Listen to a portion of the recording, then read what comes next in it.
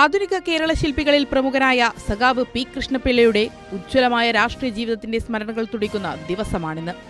കേരളത്തിന്റെ മുക്കിലും മൂലയിലും സഞ്ചരിച്ചുകൊണ്ട് തൊഴിലാളി വർഗത്തെ സംഘടിപ്പിച്ച് സമരസജ്ജമാക്കിയ നേതാവാണ് പി കൃഷ്ണപിള്ള. 1930 ഏപ്രിൽ 13 ഉപ്പു സത്യാഗ്രഹം നടത്താൻ വടകരയിൽ നിന്നും പയ്യന്നൂരിലേക്കുള്ള ജാഥയിലൂടെയാണ് സഖാവ് സജീവ രാഷ്ട്രീയത്തിൽ ഇടപെട്ടു തുടങ്ങിയത്. സഖാവിന്റെ ജീവചരിത്രം കേരള നവോത്ഥാനത്തിന്റെയും തൊഴിലാളിവർഗ മുന്നേറ്റത്തിന്റെയും ചരിത്രം കൂടിയാണ്. ദേശീയ സ്വാതന്ത്ര്യ സമരത്തിലും സാമൂഹ്യ പരിഷ്കരണ മുന്നേറ്റത്തിലും വളരെ ചെറുപ്പത്തിലെ സജീവമായി പങ്കുചേർന്ന സഖാവ് Krishnapillai Congress, socialist party, communist party എന്നിവയുടെ രൂപീകരണത്തിന് നിർണായക നേതൃത്വം നൽകി. 1937 കോഴിക്കോട് രൂപീകരിക്കപ്പെട്ട ആദ്യത്തെ കമ്മ്യൂണിസ്റ്റ് പാർട്ടി ഗ്രൂപ്പിന്റെ സെക്രട്ടറിയായി തിരഞ്ഞെടുക്കപ്പെട്ടു. പിന്നീട് 1939 അവസാനം പിണറായിലെ പാറപ്പുറത്ത് നടന്ന സമ്മേളനത്തിൽ കമ്മ്യൂണിസ്റ്റ് പാർട്ടിയുടെ കേരള ഘടകത്തിന്റെ ആദ്യ സെക്രട്ടറിയായതും പി കൃഷ്ണപിള്ളയായിരുന്നു.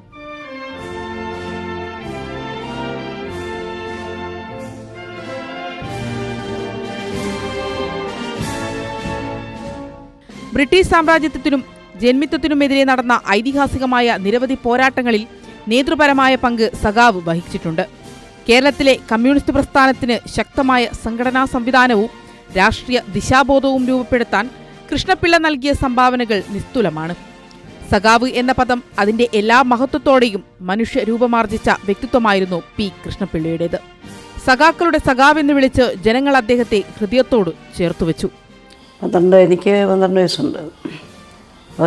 ഒളിവിരിക്കുന്ന സഹാക്കൾക്ക് കൊണ്ടുവന്ന ഭക്ഷണമൊക്കെ കൊടുക്കുന്നതിന് ചുമതലപ്പെടുത്തിയിട്ടുള്ള ചില ആളുണ്ട്. അതിലൊരാളായിരുന്നു ഞാൻ.